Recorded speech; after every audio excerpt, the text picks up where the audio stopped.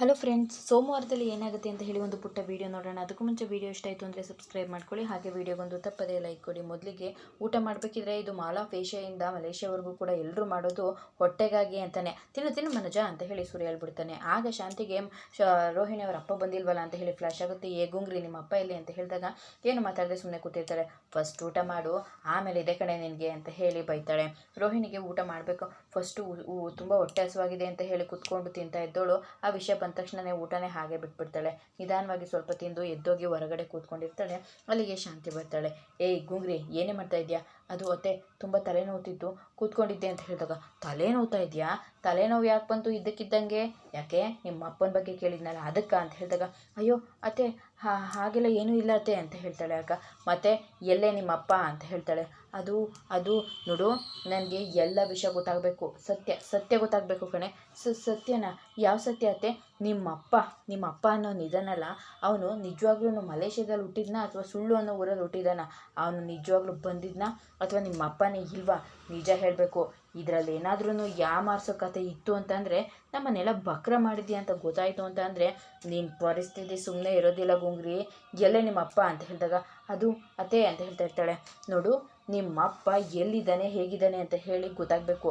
ನೀನು ಕೇಳಿದ ತಕ್ಷಣವೇ ಅಷ್ಟು ದುಡ್ಡು ಕಳಿಸಿದ್ದಾನೆ ಅಂತ ಅಂದಮೇಲೆ ನಿಮ್ಮ ಅಪ್ಪಗೆ ನಿನ್ನ ಮೇಲೆ ಪ್ರೀತಿ ಇದೆ ಅಂತಲೇ ಅರ್ಥ. ನೀನೇ ಇಲ್ಲಿ ಏನೋ ಯಾಮಾರಿಸ್ತಾ ಇದೆಯಾ ಅಂತ ಹೇಳಿ ಅನ್ನಿಸ್ತಾ ಇದೆ. ನೋಡು, ನಿಮ್ಮ ಅಪ್ಪನ ಕರೆಸಿದ್ರೆ ಸರಿ, ಇಲ್ಲ ಅಂದರೆ ನಿನ್ನ ಕೈಕಾಲೆಲ್ಲ ಮುರಿದು ಮೂಲೆ ಕೂರಿಸ್ಬಿಡ್ತೀನಿ, ಅರ್ಥ ಆಯ್ತಾ ಅಂತ ಹೇಳಿ ಹೋಗ್ತಾಳೆ. ಈ ಕಡೆ ರೋಹಿಣಿ, ಅಯ್ಯೋ ಏನಪ್ಪ ಮಾಡೋದು, ನಾನು ತೋಡಿರೋ ಹಳ್ಳಕ್ಕೆ ನಾನೇ ಬಿದ್ದಂಗಾಯಿತು. ನನಗೆ ಅಪ್ಪನೇ ಇಲ್ಲ, ಸತ್ತೋಗ್ಬಿಟ್ರು ಅಂತ ಹೇಳಿದರೆ ಒಂದು ಮಾತು ಒಳ್ಳೇದಾಗ್ತಿತ್ತು ಅನಿಸುತ್ತೆ. ಇವಾಗ ನೋಡಿದ್ರೆ ಖರ್ಚು ಅಂತಂದರೆ ಇಲ್ಲದೆ ಇರೋ ಅಪ್ಪನ ನಾನು ಎಲ್ಲಿ ಕರೆಸ್ಲಿ ಅಂತ ಹೇಳಿ ಹತ್ಕೊಂಡು ಕಣ್ಣೀರು ಹಾಕೊಂಡು ನಿಂತಿರ್ತಾಳೆ. ಪೂಜನ್ಗೆ ನಡೆದಿರೋ ವಿಚಾರ ಎಲ್ಲನೂ ಹೇಳ್ಬಿಡ್ತಾಳೆ. ಇವಾಗ ಏನೇ ಮಾಡ್ತೀಯಾ? ನಿಮ್ಮ ಅಪ್ಪನ ಕರೆಸಿಲ್ಲ ಅಂತ ಅಂದರೆ ಅವ್ರ ಕತೆ ಮುಗ್ದೋಯ್ತು ಅಷ್ಟೇ ಅಂತ ಹೇಳಿ ಹೇಳ್ತಾರೆ.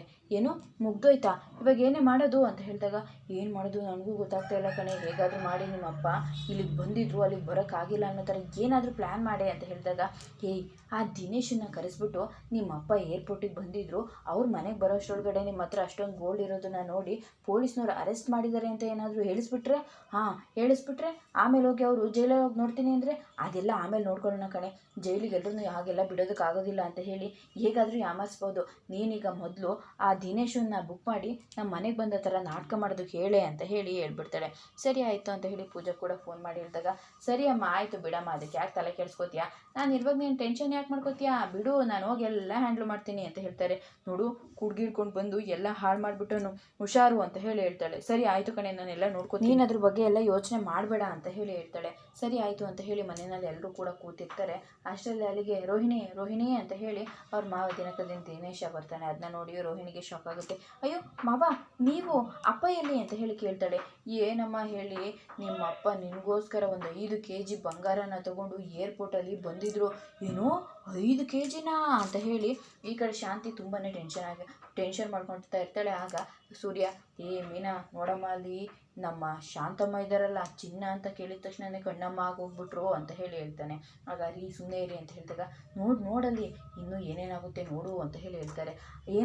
ಏನಾಯಿತು ನಾವು ಅಪ್ಪಂಗೆ ಅಂತ ಹೇಳಿದಾಗ ಅವರು ಅಷ್ಟು ಗೋಲ್ಡನ್ನು ತರ್ತಾ ಇರೋದನ್ನ ನೋಡಿ ಅವರು ಅಲ್ಲಿ ಹಿಡಿದು ಇದರಲ್ಲಿ ಜೈಲಿಗೆ ಹಾಕ್ಬಿಟ್ಟಿದ್ದಾರೆ ಕಣಮ್ಮ, ಸ್ಟೇಷನಲ್ಲಿ ಇದ್ದಾರೆ ನಿಮ್ಮಪ್ಪ ಅಂತ ಹೇಳಿದಾಗ ಏನು ನಮ್ಮಪ್ಪ ಜೈಲಲ್ಲಿದ್ದಾರಾ? ನಾನು ಈಗಲೇ ನಮ್ಮಪ್ಪ ನೋಡಬೇಕು ಅಂತ ಹೇಳಿದಾಗ ಸರಿ ಆಯಿತು ಬಿಡು, ಟ್ಯಾಕ್ಸಿ ಬುಕ್ ಮಾಡ್ತೀನಿ.